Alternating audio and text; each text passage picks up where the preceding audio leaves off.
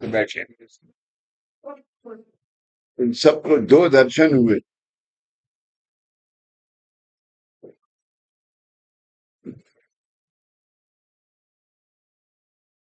किसी को इसका अंदाजा हुआ?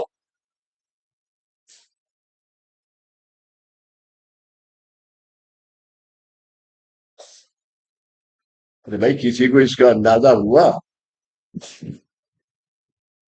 नहीं हुआ। एक कृष्ण भगवान का, एक बाबा का।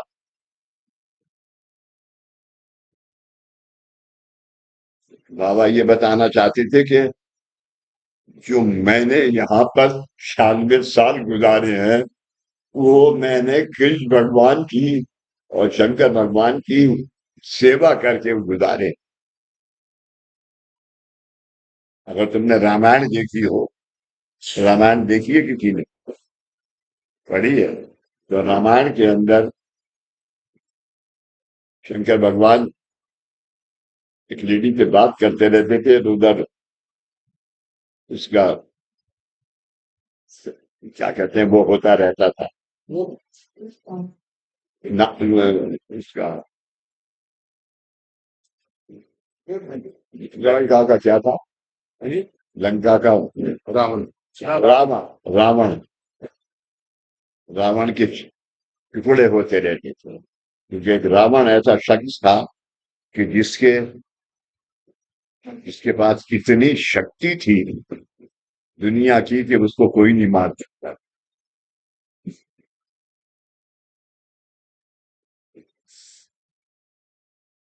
गुरु पूर्णिमा, ये हमारे दादाजी का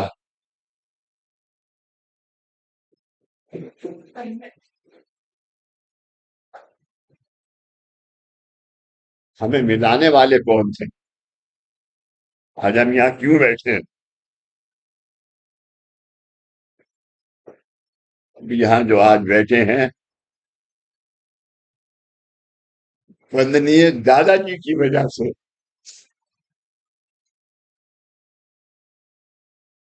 उन्होंने एक ऐसा काम काज का प्रतिष्ठान शुरू किया, और उससे होते होते होते होते दुनिया यहाँ आने लगी।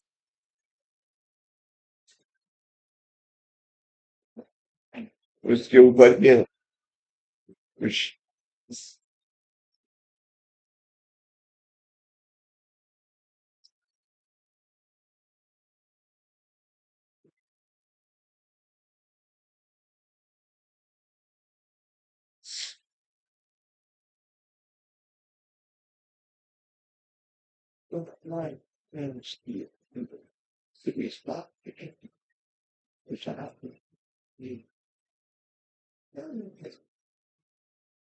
हमारा दैनंदिन जीवन, दैनंदिन रोजाना का जीवन नौकरी, व्यवसाय और अन्य ऐहिक साधनों में उलझा हुआ है।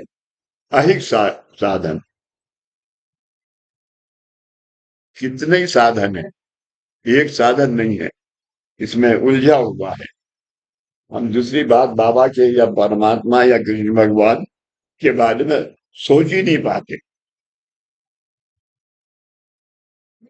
लेकिन आज गुरु पूर्णिमा के दिन हमें हमारे जीवन का अभ्यास करना चाहिए। हमें हमारे जीवन का अभ्यास करना चाहिए। बैठ जा बेटा। हमें हमारे जीवन का अभ्यास करना चाहिए। अभ्यास, सोचना चाहिए कि हमारा जीवन क्या है, हम कहाँ गुजार रहे हैं, किस लिए गुजार रहे हैं। क्या हमारे हाथों से दूसरों का कोई भला हो रहा है? क्या भूखे को रोटी मिल रही है? एक आदमी यहाँ पर, आप जनेऊ बदलते हैं, 11 रुपए और 6 रुपए यहाँ रखते हैं, और एक गरीब आदमी आता है, वो उसे ले जाता है।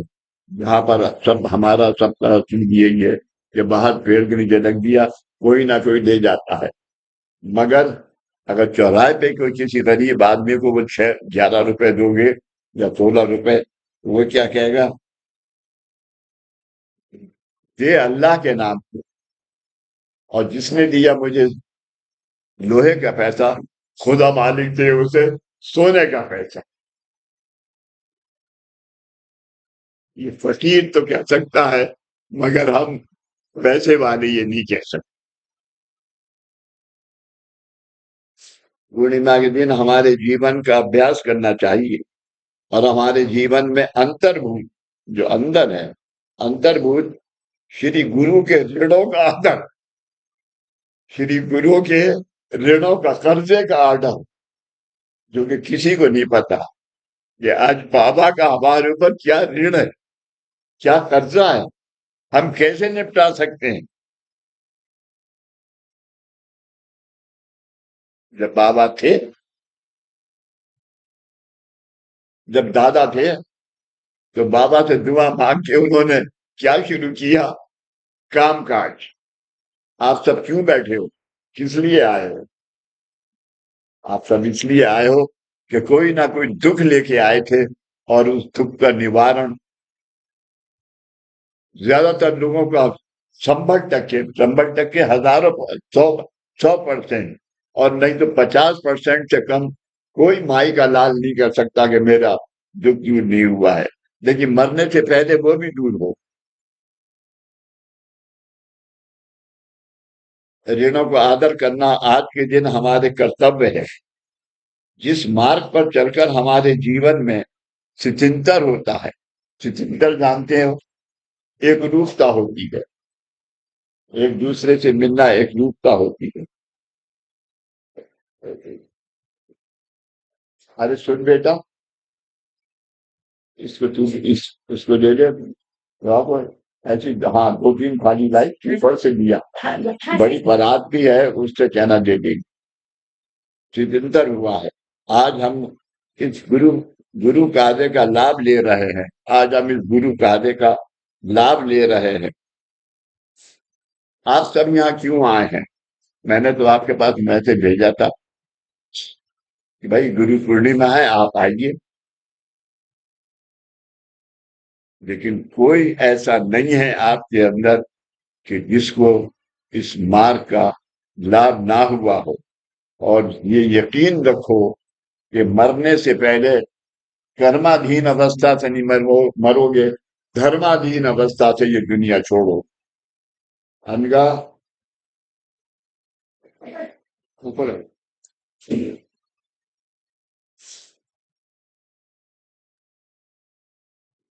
आज हम इस गुरु मार्ग का लाभ ले रहे हैं, वह किस लिए? प्रापंचिक सवालों को हल करना करना ये इस कार्य का मूलभूत उद्देश्य है। प्रापंचिक, घरेलू, बहन भाइयों का रिश्ता, यार दोस्तों का रिश्ता, इसको दूर करना, ये इस मार्ग का मेन कार्य है। हिंदी की प्रार्थना में क्या है?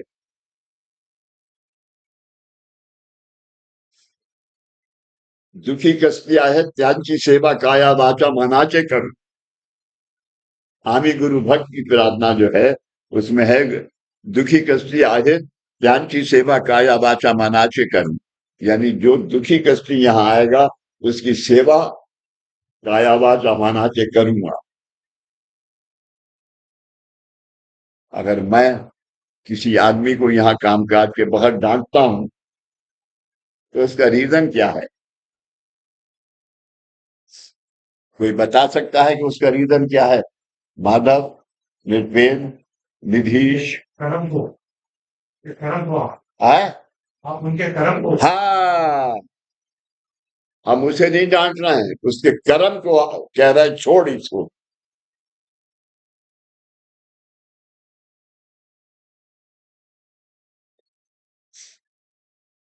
का मूलभूत उद्देश्य नहीं है, बल्कि भक्तों के जीवन में चिंतन आना चाहिए, एक रूपता आना चाहिए। यानी किसी को दुख दूर यहीं पे हो, लेकिन उससे ज्यादा उसे सुख मिले, वो है। और वो क्या है? पूरी। अगर आपने साईं बाबा का सीरियल देखा होगा, तो आपने देखा होगा कि बाबा रोटी में बूंदी मिला देते थे और चित पे लगाते थे, जहां पर आदमी का जो सीना कटा होता था वहां लगा देते। उद्देश्य नहीं है, बल्कि भक्तों के जीवन में चिंतन करना, उनको मानव रूप में जीवन व्यतीत करने का ज्ञान देकर सत्पुरुष बनाना। मानव जीवन का, आदमी का, तुम्हारा फर्ज क्या है, तुम्हारा ज्ञान क्या है, वो देके उनको आदमी बनाना, इंसान बनाना, अच्छा आदमी बनाना।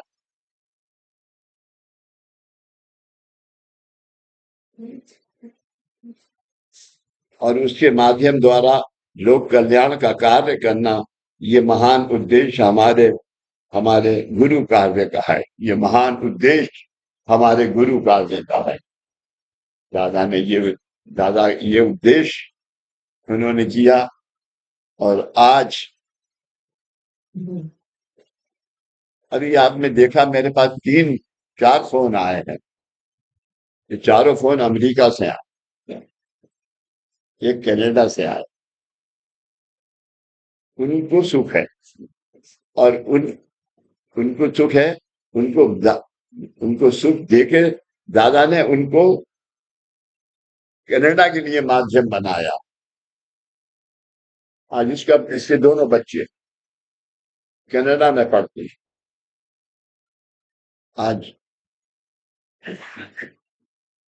ये भी कनाडा जाने वाला है। ये देश हमारे गुरु कार्य का है। वंदनीय दादाजी ने ये महान गुरु कार्य अनुसरण करने के लिए नहीं, बल्कि अनुभव लेने के लिए सिद्ध किया है। अनुभव उसको किताब पढ़ने के लिए नहीं। अभी जो 2 प्रार्थनाएं करी, एक प्रार्थना तुम्हारा संकल्प है कि मैं गुरु के चरणों में ये संकल्प लेता, वो संकल्प है। और दूसरा, इस मार्ग पे चलने का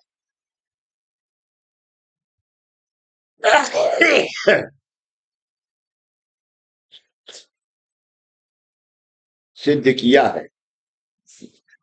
एक बात हमेशा याद रखो।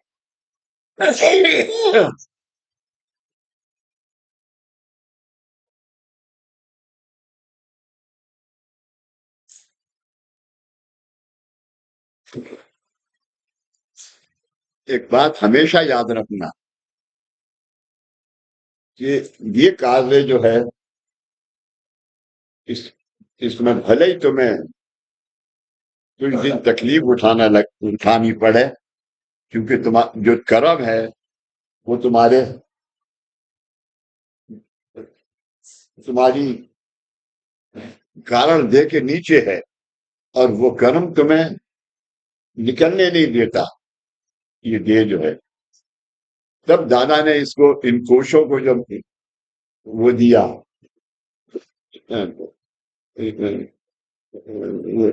दीक्षा दीक्षा दीक्षा दी, वो दीक्षा देने से वो घर निकला। और फिर उसके अंदर उस दीक्षा का ये आप गुरु गुरु गुरु वजह से एक, जैसे कि ओम श्री साईं नाथाय नमः, ये किसको दिया? आत्मा को। इसलिए अभी आरती करी, आत्मस्वरूपी दत्ता हेमंत तू माता, अत्रिसुधा अवधूता। चरणी ठेवला मत, चरणी ठेवला मत। हम इस कार्य का लाभ क्यों ले रहे हैं? तो बहुत से लोगों का जवाब होगा कि यहाँ आने से हमें अच्छा लगता है, ओंकार साधना करने से समाधान, संतोष मिलता है, आरती में आनंद आता है। ये बिल्कुल सही है। लेकिन यहाँ आने से क्या हमारे दैनंदिन जीवन में, हमारे आचरण में, हमारे दैनंदिन रोजाना के जीवन में और हमारे आचरण, हमारा जो है, हमारा जो बर्ताव, और वो, हाँ, रोज रोज का जो जो रवैया है एक दूसरे के साथ, उसका आचरण विचार उच्चारों में, हमारे आहार विहार में बदलाव हुआ है। आहार विहार खाने में बदलाव हुआ है।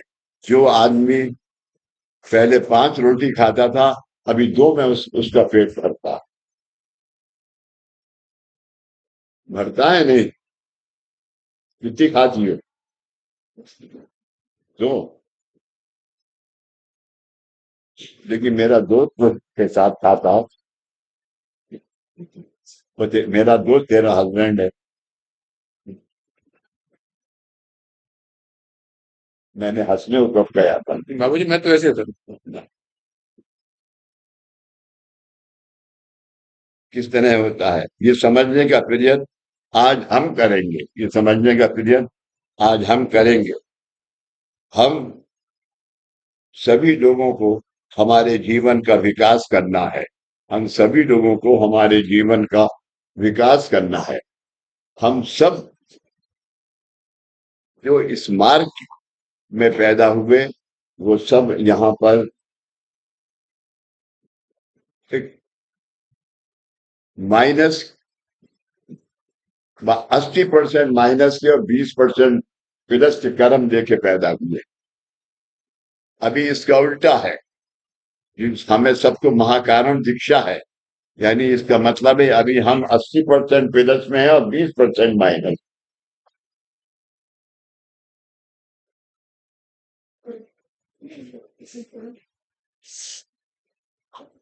और उसी लिए आप सब यहाँ बैठे हुए हैं।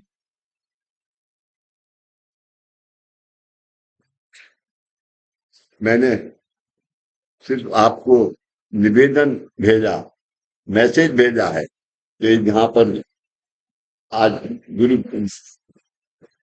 गुरु पूर्णिमा की आरती है। उस आरती में आप आइए। और आप आए। और इत्तेफाक से आज संडे भी है।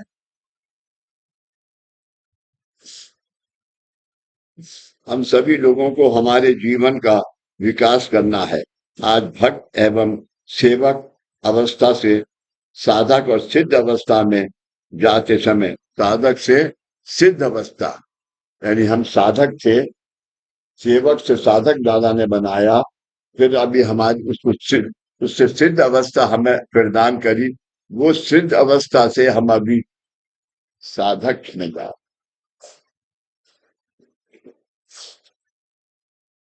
असमझ जाते समय हमारे पंच प्राण कोशों का विकास होता है। पंच प्राण कोश क्या है?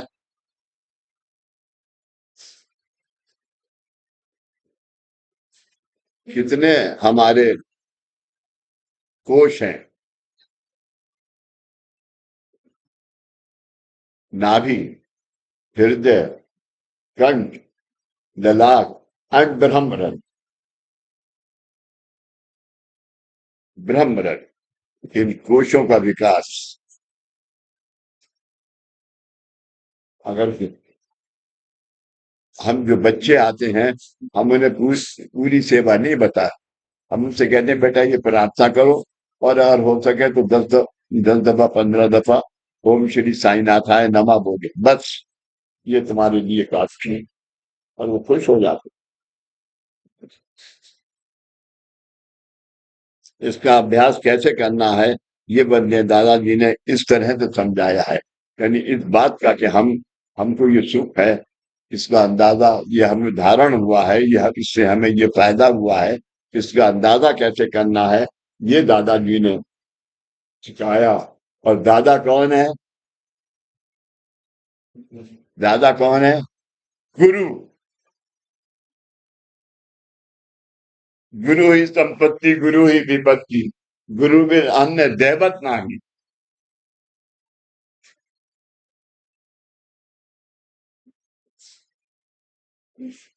अन्न में कोश का विकास। हम मुख से अन्न ग्रहण करते हैं। हमारी आंखें, कान, नाक और त्वचा भी हमें वातावरण से अन्न खिलाते रहते हैं। वातावरण से अन्न खिलाते रहते हैं। वातावरण से अन्न कैसे खिलाते हैं?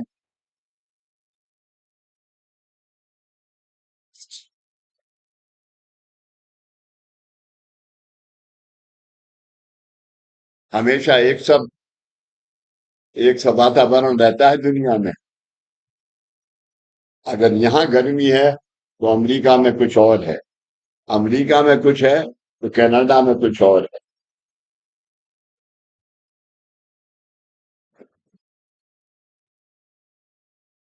मोहम्मदन कंट्रीज के अंदर, दुबई वगैरह के अंदर, वहाँ गर्मी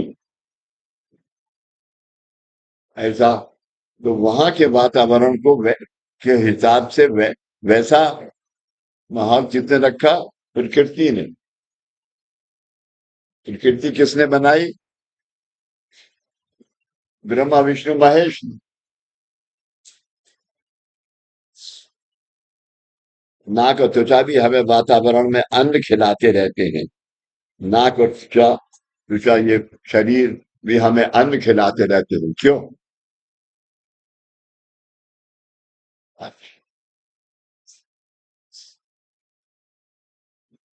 रामकुमारी, लिफ्ट तो ठीक है नहीं, तो जरा संभाल के ले जाना, हाथ पकड़ के।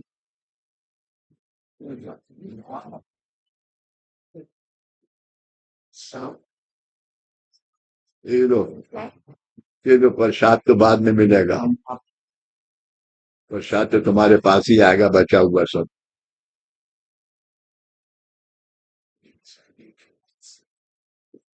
हमारी आंखें, कान, नाक और त्वचा भी हमें वातावरण से अन्न खिलाते रहते हैं।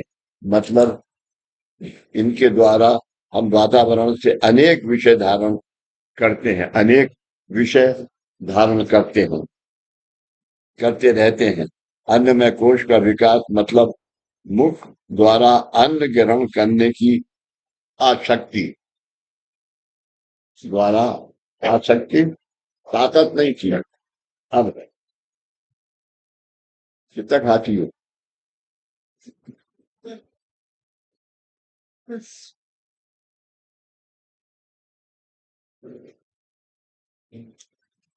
पसंद नापसंद की जिद नहीं रहना, और वातावरण से अच्छे अनुकूल विषय धारण हो, इसलिए ऊपर बताए हुए अन्न अवयवों में के विकास पर मन विचार केंद्रित होना। इसका मतलब सभी प्रकार की साग सब्जियां खुशी से खाना, खुशी से खाना, मुझे ये सब्जी नहीं चाहिए, वह सब्जी पसंद नहीं है, इस प्रकार से नहीं बोलना चाहिए। और खास तौर से जब टेबल पे बैठे होते हैं, तो कभी, इसका मतलब है कि तुम अन्न की बेइज्जती कर रहे हो, कभी नहीं बोलना चाहिए। खाने की सभी वस्तुएं ईश्वर निर्मित हैं, उन उनका आदर करना चाहिए। हमें अच्छा देखने, अच्छा सुनने की आदत लगनी चाहिए। जैसे देखिए, पहले ऑफिस में बॉस को गाली देने में, पहले ऑफिस में बॉस को गाली देने में मजा आता था, अब वह नहीं आता।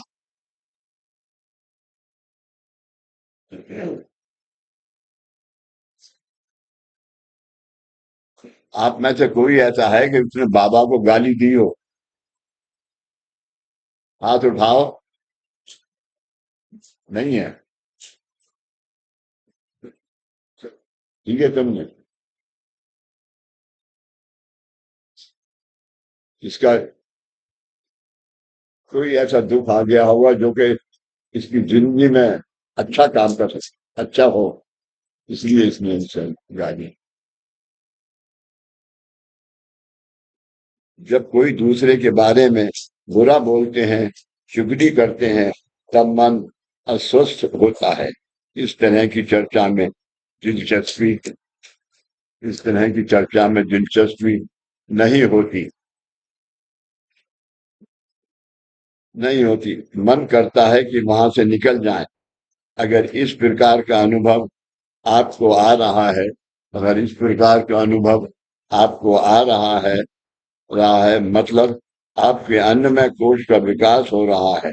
आ रहा है तो आपके अन्नमय कोश का विकास हो रहा है, यानी आपको कोई चीज बुरी नहीं लगती।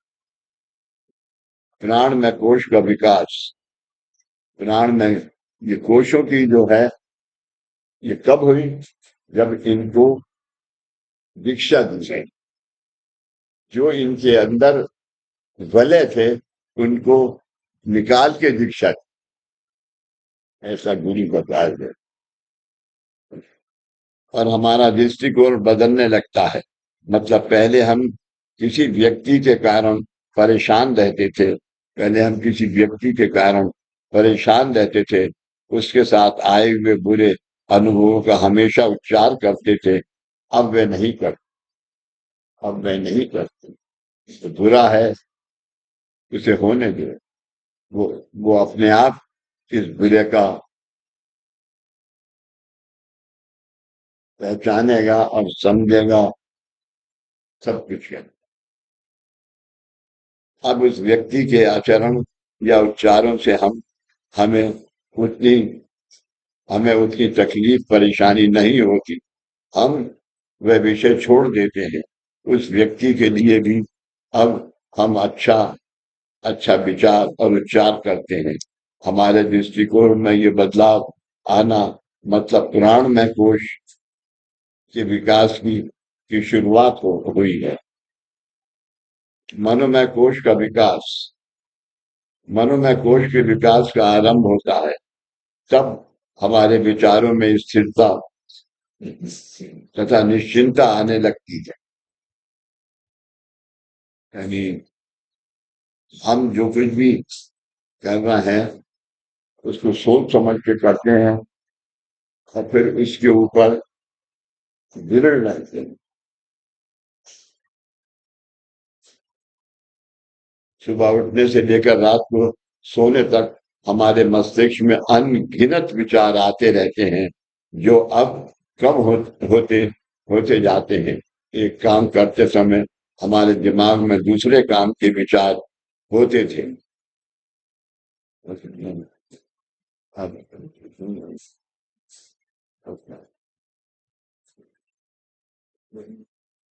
और दूसरा काम करते समय तीसरे काम का विचार होते थे। आज कौन से कपड़े पहने, खाने में क्या बनाए बनाएं, क्या खाएं, ऑफिस में कैसे जाएं। इस तरह लगभग सभी कामों में निर्णय लेते समय दुविधा, दो विचार, करें या ना करें, जाएं या ना जाएं, आए या ना आए, ऐसे विचार। अब विचारों में स्थिरता आई है। अभी अभी वो एक रूप हुई, स्थिरता एक रूप, निश्चिंता आई है। मतलब मनोमय कोश के विकास का आरंभ हुआ है। विज्ञान में कोश मनोमय कोश का विकास हुआ है। विज्ञान में कोश, ये विज्ञान में कोश है।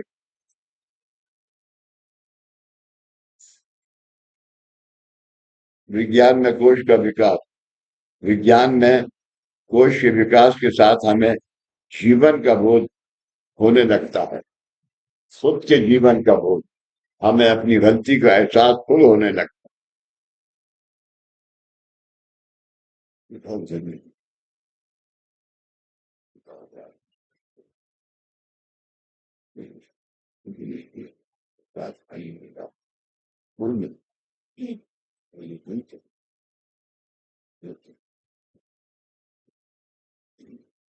वरनी दादाजी के कार्य में हमारे इस जीवन का कुछ समय व्यतीत हो, ये विचार धीरे धीरे दृढ़ होने लगता है और फिर उस प्रकार के प्रयत्नों की शुरुआत होती है।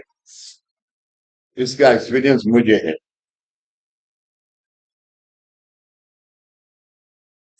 मेरी लिफ्ट खराब है और ये दोनों टांगों में जो बॉल है वो तकलीफ बहुत दे रही है। तो ट्रॉली से चलता हूँ और डॉक्टर ने कहा है कि आप सीढ़ी मत उतरिए और चढ़िए। लेकिन बच्चों ने भी मना किया और किसी को नाराज नहीं है। लेकिन मैं 3 दफा इसमें करके आया और चला। शुरुआत होती है। आनंदमय कोश का विकास हम आरती में साधना साधना करते समय कुछ क्षणों के लिए उसमें एक रूप होते हैं। तब जिस समाधान या आनंद का हमें अनुभव होता है, वही आनंदमय कोश की पहचान है। अभी जो आरती हुई उसमें आपको कोई आरती अच्छी लगी?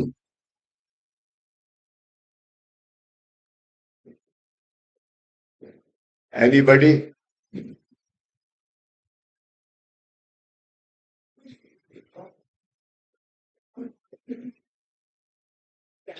कौन सी आरती अच्छी लगी है? गुरु मृत्यु साल से मन करा। और इस और कोई दूसरा है? गुरु चरणी खेत। और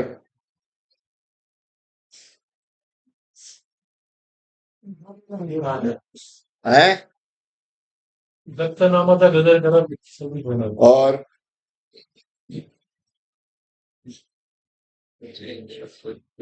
मौसी और है?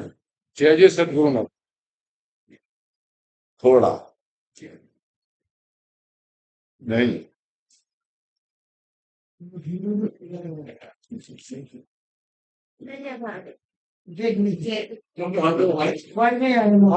अच्छी अच्छी आरती।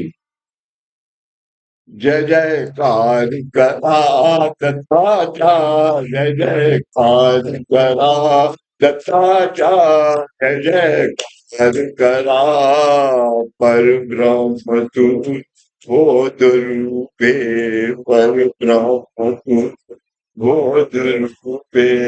प्रगट ना करा, प्रगट ना करा दत्ताचार, जय जय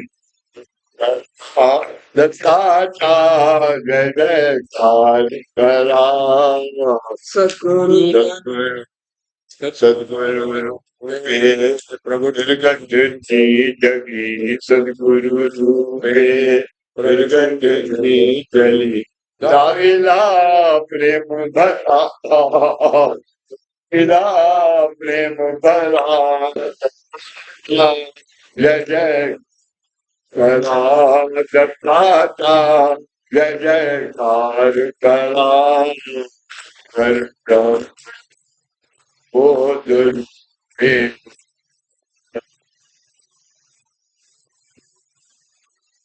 प्रगट ना करा, प्रगट ना करा दत्ताचार, जय जयकार करा दत्ताचार, जय जय।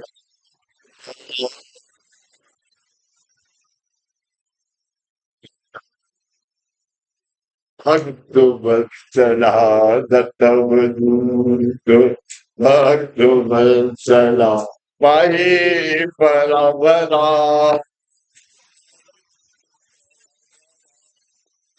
दत्ताचार जय जयकार करा दत्ताचार, जय जयकार करा हर ब्रह्म बोध रूपे, पर ब्रह्म बोध रूपे।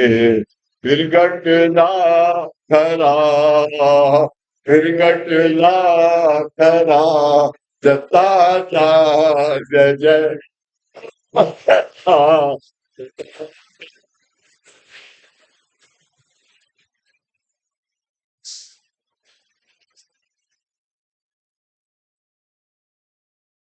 हाँ, पढ़ रहा था। आनंद में कोश का विकास हम आरती में साधना में करते समय कुछ क्षणों को के लिए उसमें एक रूप होते हैं। तब जिस समाधान या आनंद का हमें अनुभव होता है, वही आनंद कोश की पहचान है। उस प्रकार के आनंद, उस प्रकार का समाधान जब बढ़ता जाता है और प्रत्येक कार्य में हमें उस प्रकार का अनुभव मिलता है, तब आनंद में कोश का विकास आरंभ होता है। इसका सबसे जरूरी अगर कोई कोई है तो वो है ओंकार साधना। दादा ने सबसे जरूरी अपने गुरु ने जो सिद्ध करके तुम्हें दिया है वो ओंकार साधना है। हर चीज, हर एक चीज का जवाब ओंकार साधना में है।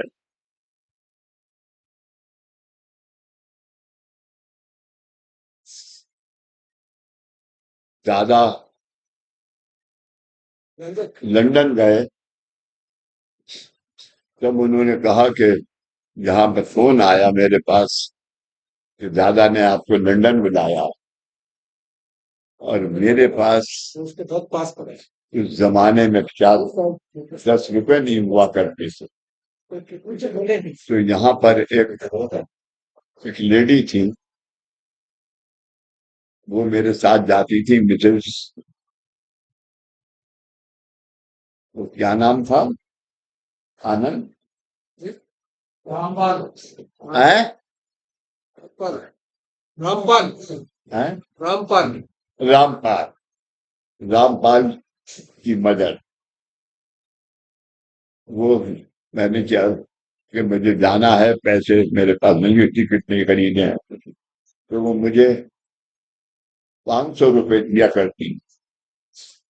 और मैं उधार दे रही हूँ तुम्हें, अगर तुमने वापस नहीं करा तो फिर अगली दफा नहीं मिलेंगे। मैं कहता था हाँ ये मंजूर है मुझे। और उस 500 रुपए का खर्चा जब तक लौटते थे तो हो जाता था, मगर जब तक 500 रुपए पूजा में कोई आदमी छोड़ जाता था तो मैं कहता था भाई ये कौन छोड़ गया। अब देखिए, मेरी नीयत खराब हो जाती थी मुझे देता नहीं था रामपाल। और अगर बाई चांस मैंने उनसे कहा कि ये 200 रुपए दे दो, अभी यहाँ है 300 बाकी है, बोले तुम झूठ बोलते हो, दादा 500 से कम तुम्हें देंगे ही नहीं है वापिस करने को, चलो ये भी रखो, अगली दफा जाओ तो मैं फिर दे दूंगी। इस तरह सभी कोशों का धीरे धीरे विकास होकर वे आनंद में कोश में विलीन हो जाते हैं और हमारी जीवन उसमें एक रूप हो जाता है। वही सच्चिदानंद अवस्था है, वही सच्चिदानंद अवस्था है। आज के दिन मेरी जिंदगी में अगर कोई है, सिर्फ दादा बाबा।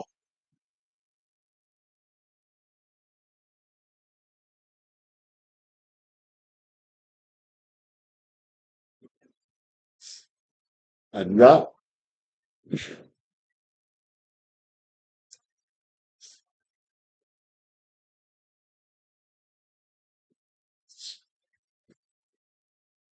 गुरु ही संपत्ति, गुरु ही विपत्ति, गुरु ही संपत्ति, गुरु ही विपत्ति, गुरु बिन अन्य देवत नाही, गुरु बिन अन्य देवत नानी, गुरु ही संपत्ति, गुरु ही विपत्ति, गुरु ही संपत्ति। वो कहते हैं मुझे बुलाना चाहिए बाबू, चल।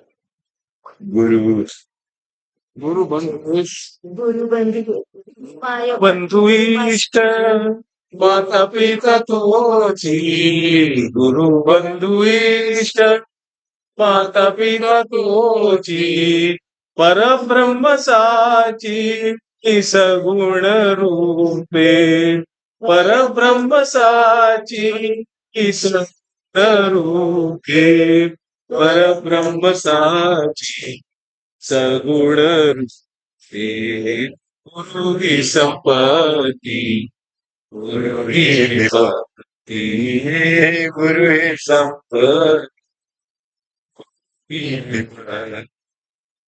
गुरु विभूति नामहि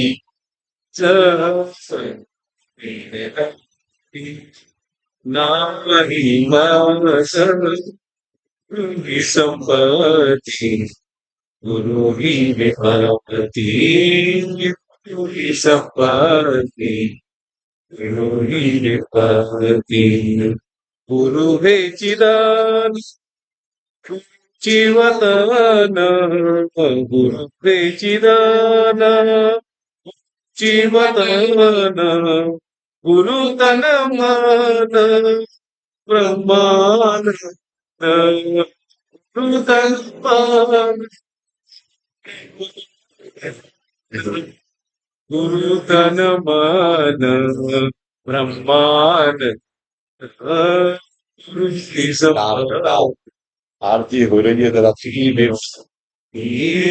गुरु की संपत्ति बात करूंगा तुमसे। गुरु की संपत्ति गुरु वेदति नारी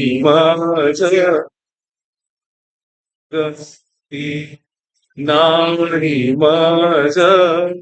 गुरु की संपत्ति गुरु की विपत्ति गुरु की संपत्ति गुरु की विपत्ति गुरु शिष्य शिष्य गुरु शिष्य गुरु गुरु शिष्य शिष्य गुरु शिष्य गुरु दत्त परात्पर गुरु साई दत्त परात्पर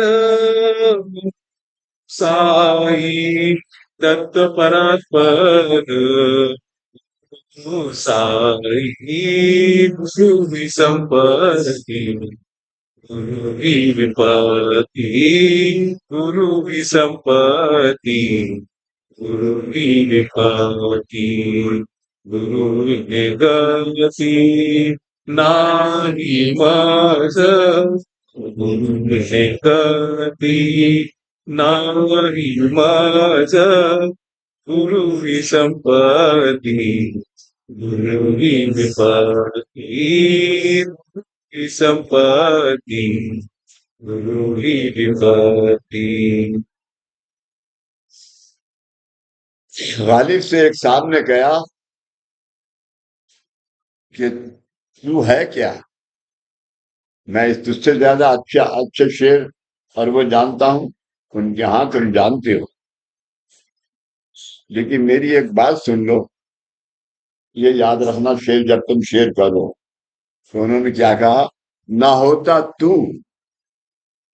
तो मैं होता, ना होता मैं तो तू होता, और ना होता तू ना होता मैं तो भी मैं होता। ये ये मेरा गुरु है।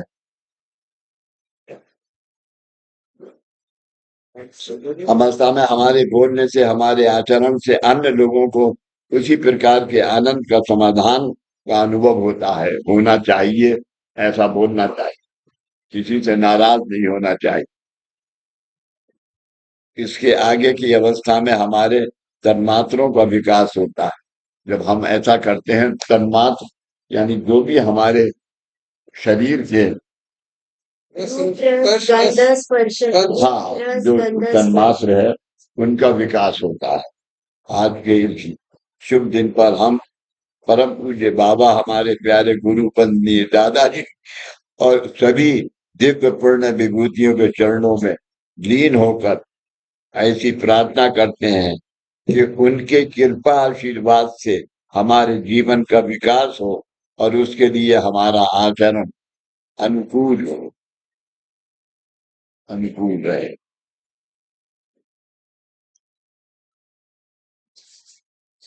किसी का कोई सवाल?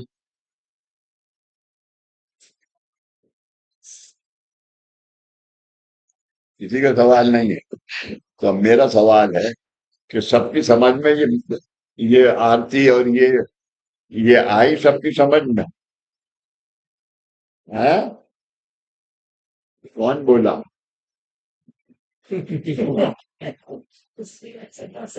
एक समझ में आई? तेरी माँ की समझ में नहीं आई, तेरी समझ में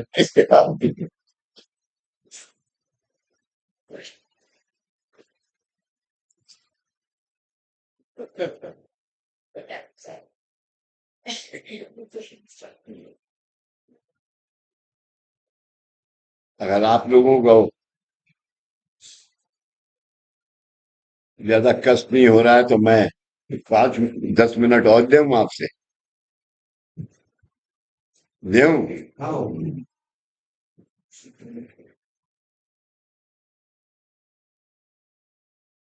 तेरा तो मुंह नहीं हिला।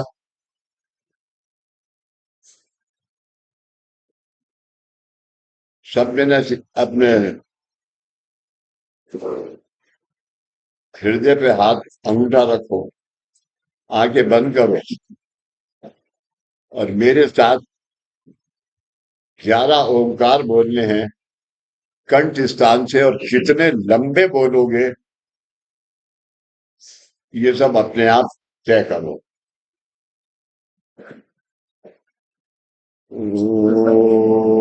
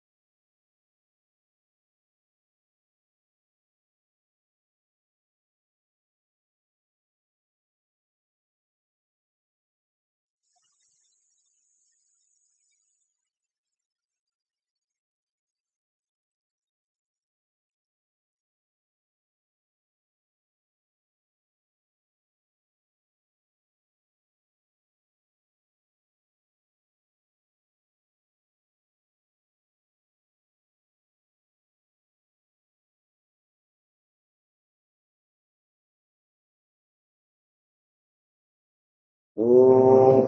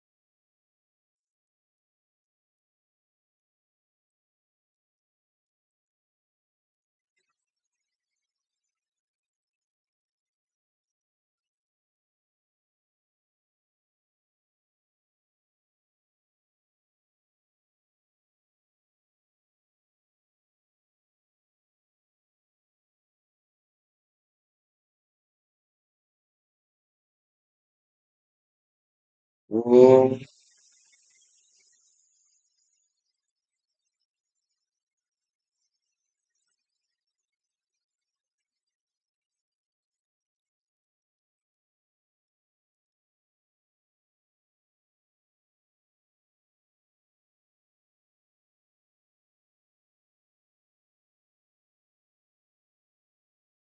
ओम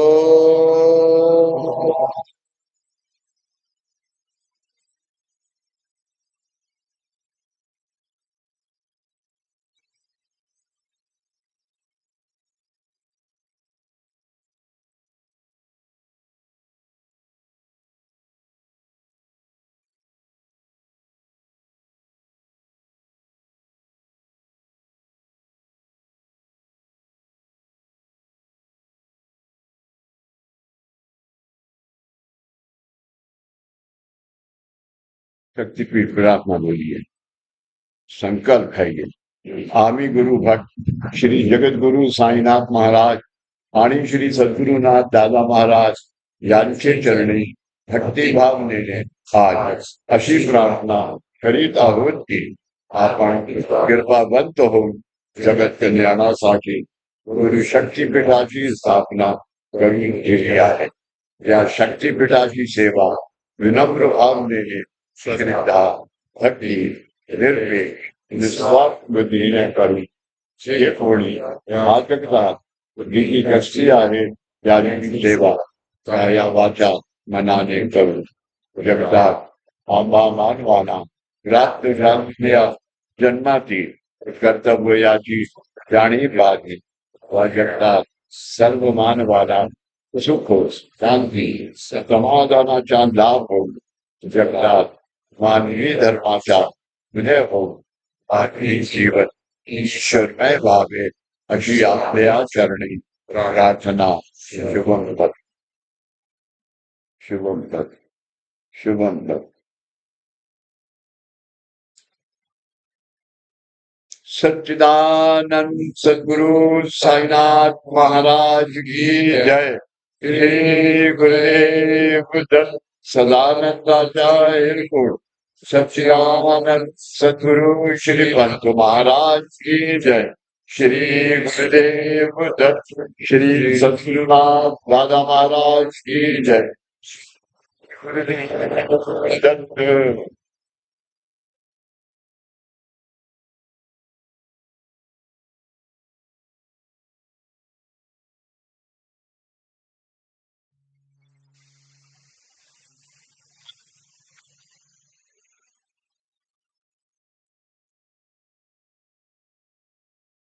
ये तो प्रसाद तैयार है।